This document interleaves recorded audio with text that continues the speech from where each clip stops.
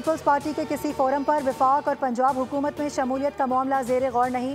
नून league की जानिब से पीपल्स पार्टी को हुकूमत में शमूलियत की कोई दावत नहीं दी गई। अगर दावत दी गई तो CEC गौर करेगी। वज़ीर इत्तलाफ सिंध शर्जील इनाम मेमन की न्यूज़ कॉन्फ्रेंस, कहा कि बिलावल भुट्टो ने दुनिया के सामने सिंतास मुआहदे पर मजबूत मौक़िफ़ रखा।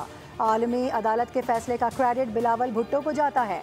जंग और उसके बाद बिलावल भुट्टो ने जिस समझदारी का मौक़िफ़ दिया, दुनिया में उसकी मिसाल नहीं मिलती।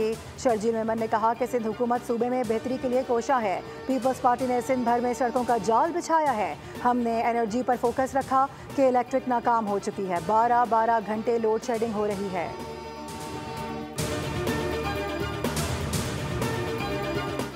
खैबर पख्तूनख्वा में करप्शन की लंबी चौड़ी कहानियां हैं। हमसे सवाल वो पूछते हैं जो खुद करप्शन में लथड़े हुए हैं।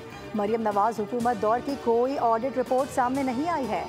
वज़ीर इत्तलात पंजाब अज़मा बुखारी की न्यूज़ कॉन्फ्रेंस, कहा कि एक तो ये पढ़े लिखे नहीं, दूसरा कोशिश भी नहीं करते।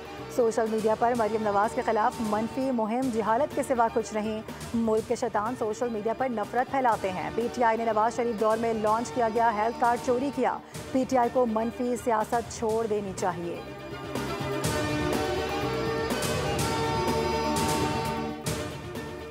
काली घटाएं आज से फिर रंग जमाएंगी। 5 जुलाई तक बादल जमकर बरसेंगे। पंजाब, सिंध और खैबर पख्तूनख्वा में अर्बन फ्लडिंग का खदशा। आज़ाद कश्मीर, इस्लामाबाद में भी बरसात होगी। लाहौर, गुजरात, सियालकोट, गुजरांवाला के नशेबी इलाकों में सैलाबी सूरत हाल मुतवक्के। पेशावर, चारसद्दा, नौशहरा में भी मूसलाधार बारिशों की पेशगोई। बालाई इलाकों के नदी नालों में तुग़यानी और लैंडस्लाइडिंग की वार्निंग। वज़ीर आज़म शहबाज शरीफ की हुक्काम को पेशगी इक़दाम की हिदायत।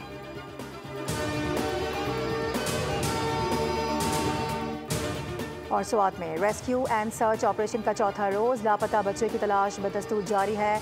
बाईपास, कांजू, उपरकोट के मकामात पर रेस्क्यू टीमें मौजूद हैं। तरबियत याफ्ता गौताखोर टीमें मुसलसल तलाश में मसरूफ़ अमल है। अब तक 14 अफराद की लाशें निकाली जा चुकी हैं। रेस्क्यू ने आवाम से अपील की है कि वो दरिया के किनारे जाने से गुरेज करें।